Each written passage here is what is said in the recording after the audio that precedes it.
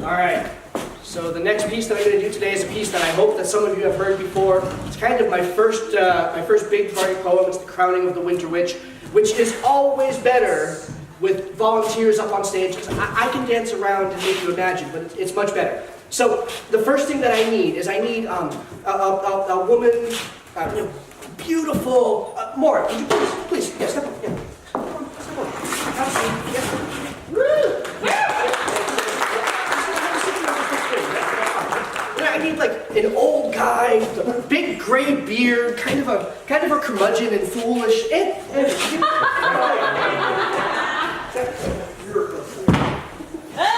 can bring your own chair. That's right. Yeah. There we go.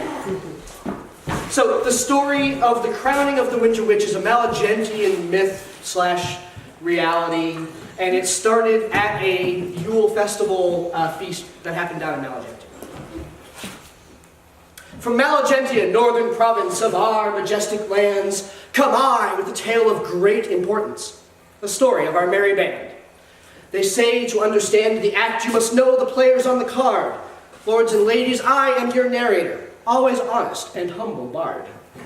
See in your mind, though, if you can, to my left, garbed in rich furs and wool, and a crown which stands 10 feet up, the Winter Witch. And to my right, a herald true, with long gray beard and smile hid, but eyes all-seeing, peeking through. Behold this man, the summer druid. Our tale begins 3 years hence, when summer war was being waged. The snows that year were nigh intense, a cranky lot we'd grown enraged. And so a tournament was held, and in jest, in effigy of the witch was burned, while we all whooped and yelled with the fervor that made her all a twitch. Good friends, I beg you please, there is no need for such a ritual. It's summer now, no threat to freeze. I would hate for this to be habitual. Please concede that winter has a place. The cycle, you see, makes all things best. It comes round to keep a pace, for just as things must grow, must they rest. Deaf we were for her efforts, though. The druid smiled, mug in hand. Winter sister, we hate the snow. Don't you understand? We slide on ice, we freeze in cold. Our joints get sore from carrying fuel. We live for summer, sun is gold. Constant warmth should be the rule.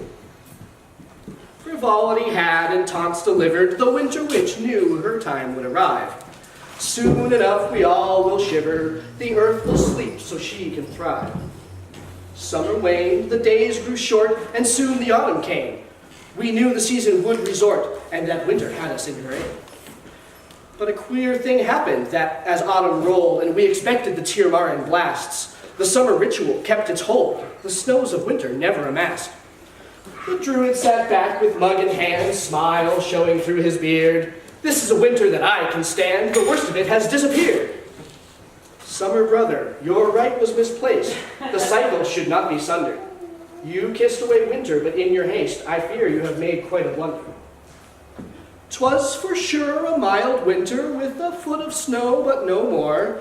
As spring began to disinter, just like every year before, the first sign of trouble came. In Malagentia, we know it's spring when the crocuses stake their claim, but through the province, not a thing. Surely one flower not blooming doesn't make a matter urgent. Let's welcome spring, all assuming other flowers will emerge. We see spring take a longer route, so when May, with its sweet-smelling showers, pierced the drought of April's root, we sighed, saved our summer's flowers. But bloom they didn't, not that year. The sun was baking clay from soil, sweet green grass nor daisies appeared, no matter how hard we toiled. Wells ran dry, we scorched and fried, there was just no relief. When summer wars returned again, no open fires cooked our beef. Even those among our lot who favored summer days dreaded now what had been wrought. We'd interfered with nature's ways. Summer children, do not fret, this is what we're asking for. When January comes, do not fret, the cold won't make your backs grow sore.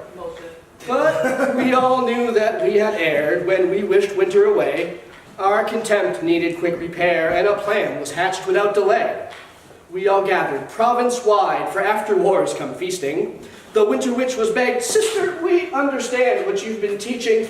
We have fashioned you a crown of sorts, and hope that in its splendor it may grant you strength, of course, and maybe you could tender a little bit more snow this year. But please use moderation. Don't let this go to your head. We fear a total winter acclimation."